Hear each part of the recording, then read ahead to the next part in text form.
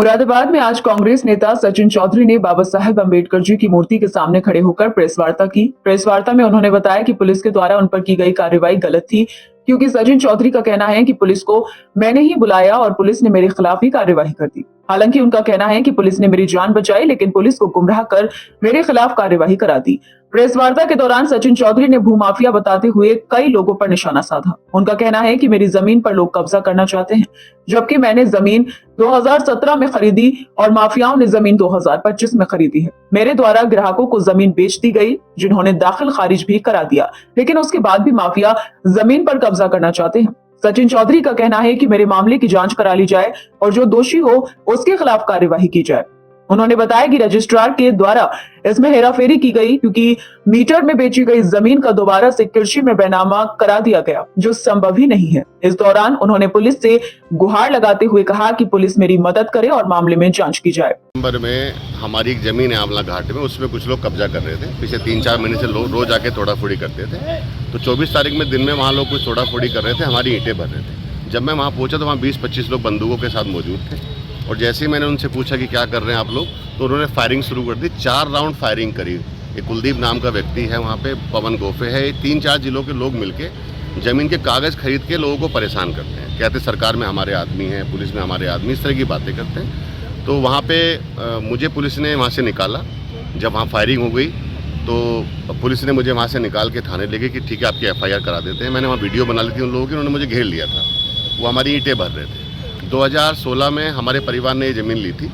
2017 में इसकी रजिस्ट्री कराई थी। 16 में रजिस्टर्ड एग्रीमेंट करा के ग्राहकों को बेचा था, जिसका पोजीशन 16 में लिया गया था। 19 जनवरी 2017 में रजिस्ट्री करा के दाखिल खारिज करा के 80 बीघे ज़मीन जो है ये, इसको आगे ग्राहकों को 180 ग्राहकों को बेच दिया था।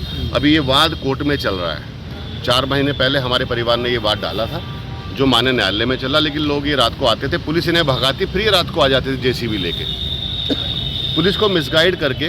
क्योंकि उस दिन तो पुलिस मुझे बचा के ले गई वहाँ से। पुलिस ने बड़ी मदद की उस दिन मेरी, वरना लोग चोट मार देते उस दिन। मैं वो वीडियो भी आपको दूंगा जो ये लोग मुझे बाहर कह रहे हैं कि बाहर निकला जान से मार देंगे, और बंदूकों की वीडियो मैं आपको दूंगा।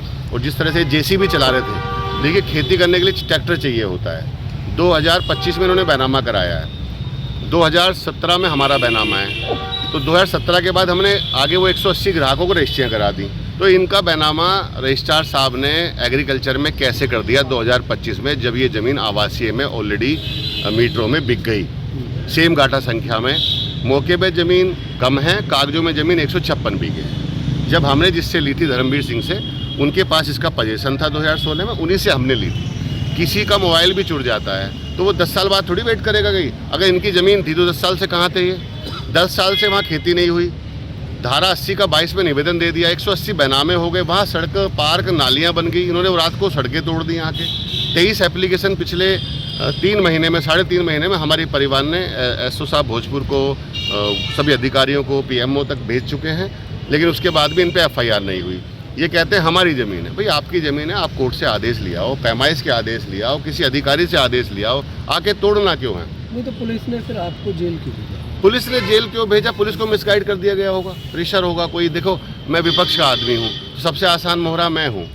वो सारे कह रहे हैं कि हम BJP में हैं। भाई 8 लोग हैं, ये 8 ये हैं तो कास्ट के हमारी के ही। कौन ये पवन बोफे करके एक आदमी, लालो वाला, बहुत बोलता है। एक तो वो है, वो जाके वहाँ गाली वाले देते हैं। एक कुलदीप जैतपुर है जो बंदूक चला रहा था उस दिन, मैं उसकी आपको बंदूक के साथ फोटो और वीडियो दूंगा।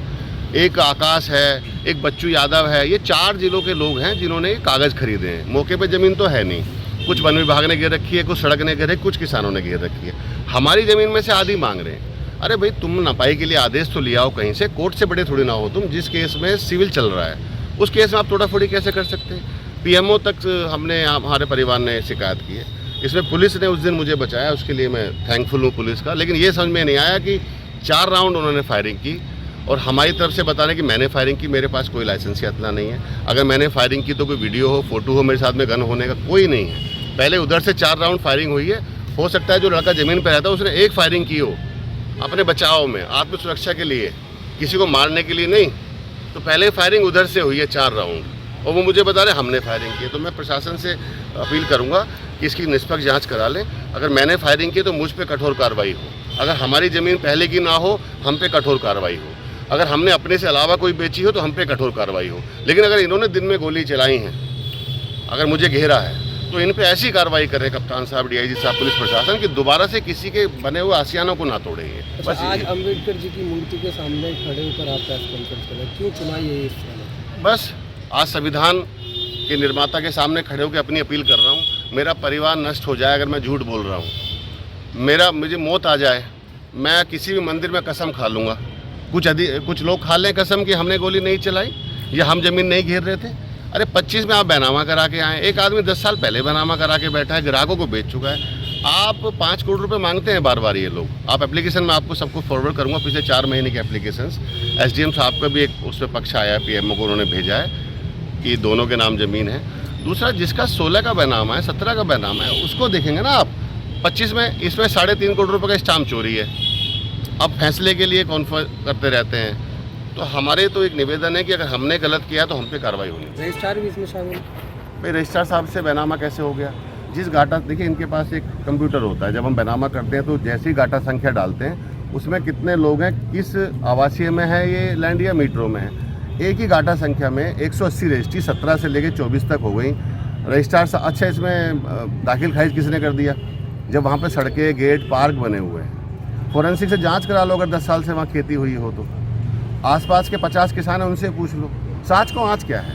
देखिए, सत्य लेट हो सकता है, पराजित नहीं हो सकता। ठीक, धन्यवाद।